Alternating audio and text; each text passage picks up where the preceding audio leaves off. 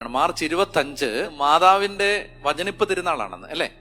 അന്ന് വചനിപ്പ് തിരുനാള് നമുക്ക് ഒരു പ്രത്യേകതയുണ്ട്. നമ്മൾ കഴിഞ്ഞ മാർച്ച് 25 തുടങ്ങിയ അഖണ്ഡ ജപമാല, രാവും പകലും ഒരു വർഷം മുഴുവൻ നടത്തിയ ജപമാല വർഷാചരണത്തിന്റെ സമാപനമാണ് മാർച്ച് 25. അപ്പൊ അതുകൊണ്ട് നിങ്ങൾ ആ ജപമാലയിൽ അനേക ആളുകൾ ലോകത്തിന്റെ പല ഭാഗത്തു നിന്ന് പല ദിവസങ്ങളിലായി വന്ന് പങ്കെടുത്തതിന്റെ ഓർമ്മ മനസ്സിൽ വെച്ചുകൊണ്ട് ഞാൻ പറയുന്നു, മാർച്ച് 25 അതിന്റെ സമാപനത്തിൽ നമ്മളൊരു ജപമാല പ്രദക്ഷിണം നമ്മുടെ ഈ ധ്യാന കേന്ദ്രത്തിന്റെ കോമ്പൗണ്ടിൽ നടക്കുന്നുണ്ട്.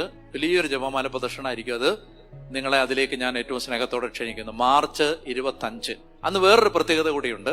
അന്ന് നിങ്ങൾ ആരെങ്കിലും എൻ്റെ അടുത്ത് വന്ന് പ്രാർത്ഥിക്കാൻ ആഗ്രഹിക്കുന്നുണ്ടെങ്കിൽ, എന്തെങ്കിലും കാര്യങ്ങൾക്ക് വേണ്ടി നിങ്ങൾക്ക് ഒരു പ്രാർത്ഥന ഉണ്ടെങ്കിൽ, ഞാൻ സാധാരണ ചെയ്യുന്നത് അങ്ങനെ പ്രാർത്ഥനാ നിയോഗവുമായിട്ട് വരുന്ന ആളുകൾക്ക് വേണ്ടി കുർബാന അർപ്പിച്ച് പ്രാർത്ഥിക്കുന്ന ഒരു ശുശ്രൂഷയാണ് നടത്തുന്നത്.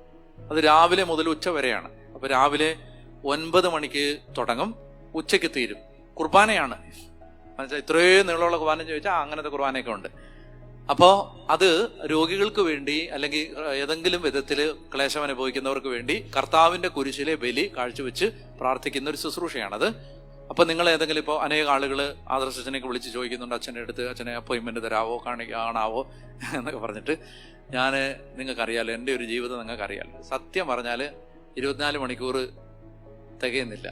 നിങ്ങളുടെ വല്ലതും സമയം ഫ്രീ ഉണ്ടെങ്കിൽ എനിക്ക് കുറച്ച് തന്നേരും. അപ്പം നിങ്ങൾ പറയും, അച്ഛന് എന്നാ വേറെ പ്രോഗ്രാം ഇല്ലാത്ത ദിവസങ്ങൾ കാണുന്നുണ്ടല്ലോ എന്ന്.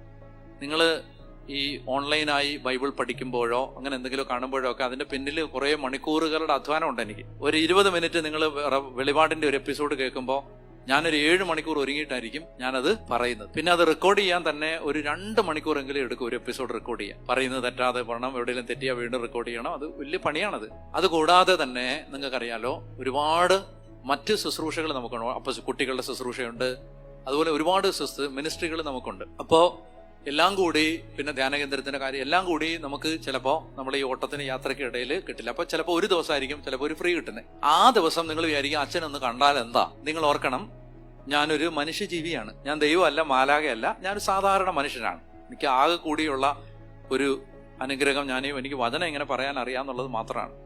അപ്പൊ ഞാനൊരു സാധാരണ മനുഷ്യനായതുകൊണ്ട് നിങ്ങളെപ്പോലെ സാധാരണ മനുഷ്യനായിട്ട് ദൈവദൂതനായിട്ട് കാണരുത്. ഒരു സാധാരണ മനുഷ്യൻ. അയാൾക്ക് എന്തുണ്ട്? ക്ഷീണമുണ്ട്, അയാൾക്ക് രോഗമുണ്ട്, അയാൾക്ക് തുണി കഴുകാനുണ്ട്, അയാൾക്ക് മുറി തൂത്തുവാരി ഇടാനുണ്ട്, അങ്ങനെ ഒത്തിരി ജോലിയുള്ള സാധാരണ മനുഷ്യൻ. അപ്പൊ നിങ്ങൾ പറയാം, അത് വേറെ ആരും ഇല്ല. ഉണ്ട്, എനിക്ക് ആരുടെയും സേവനം വേണ്ട, ഞാൻ തന്നെ ചെയ്തോളാം. അതൊക്കെ എനിക്ക് അതിനൊക്കെ സമയം വേണം. ഞാൻ ഒരു സാധാരണ മനുഷ്യനാണ്. അപ്പൊ അതൊക്കെയാണ് എൻ്റെ ഒരു റിലാക്സേഷൻ എന്ന് പറഞ്ഞാൽ എന്താ? തുണി കഴുകുമ്പോൾ, തൂത്തുവാരുമ്പോൾ, അടുക്കി പറക്കുമ്പോൾ, അല്ലെ ചില സമയത്ത് ഭക്ഷണം തന്നെ ഉണ്ടാക്കി കഴിക്കുമ്പോഴൊക്കെയാണ് എൻ്റെ മനസ്സൊന്ന് സ്വതന്ത്രമാവുന്നത്. കാരണം എന്താ? അല്ലെങ്കിൽ ഒരു മനുഷ്യനല്ലേ, നമ്മൾ വട്ടിപിടിച്ചു പോകും. കാരണം കേൾക്കുന്നത് മുഴുവൻ മനുഷ്യന്റെ ദുഃഖം. സന്തോഷമുള്ള എന്തെങ്കിലും കാര്യം കേൾക്കുന്നുണ്ടോ?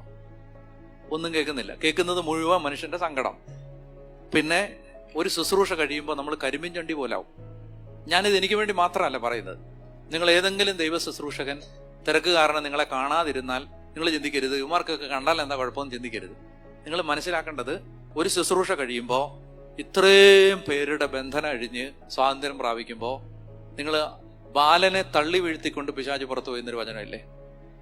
അസാധാരണമായ ക്ഷീണമാണ് ഒരു ദൈവ ശുശ്രൂഷകന് വരുന്നത്. ഈശോയെ ഒരു രക്തസ്രാവക്കാരി വന്ന് തൊട്ടപ്പോ ഈശോ എങ്ങനെ അറിഞ്ഞേ? അവനിൽ നിന്ന് ശക്തി പുറപ്പെട്ടു പോയി. നമ്മൾ ഈശോ ഒന്നും അല്ലെങ്കിലും നമ്മളൊരു ദൈവ ശുശ്രൂഷ ചെയ്യുമ്പോൾ നിങ്ങൾക്കൊരു സമാധാനം കിട്ടിയാൽ നിങ്ങൾ ഓർത്തോണം, അത്രയും കൂടി നമ്മുടെ അകത്തു നിന്ന് ശക്തി പോയിട്ടുണ്ട്. അപ്പൊ ഓരോ ശുശ്രൂഷ കഴിയുമ്പോഴും നമ്മൾ കരിമ്പിൻ ചണ്ടി പോലാവും. പിന്നെ നമുക്കൊന്നും ചെയ്യാനുള്ളൊരു ആരോഗ്യം ഉണ്ടാവില്ല. പിന്നെ അടുത്ത ദിവസം വേറെ ശുശ്രൂഷ ഉണ്ടാവും.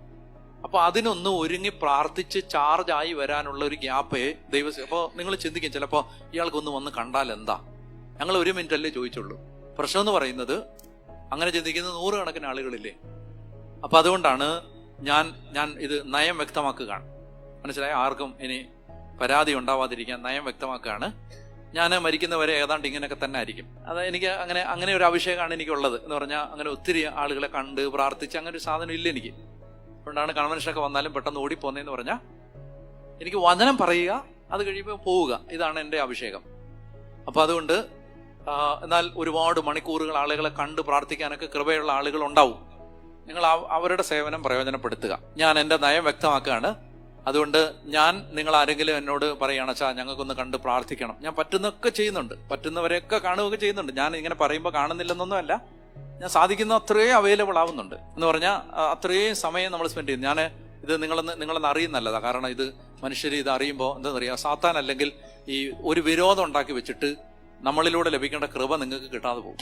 നിങ്ങളത് അറിയുന്നത് നല്ലതാണ്. ഞാൻ എൻ്റെ പെങ്ങള് മരിച്ച ഇതിൻ്റെ തലേന്ന് എനിക്ക് എൻ്റെ സിസ്റ്ററിനെ കാണാൻ പോകണമെന്നുണ്ട് ഹോസ്പിറ്റലിലൊന്ന്. അപ്പം ഞാൻ ഉച്ചയ്ക്ക് ഒരു കൗൺസിലിങ്ങിന് ഇരുന്നു. 12 മണിക്ക് ഇരുന്നാണ് ഞാൻ എഴുന്നേറ്റത്. വൈകിട്ട് 5 മണിക്കാണ്.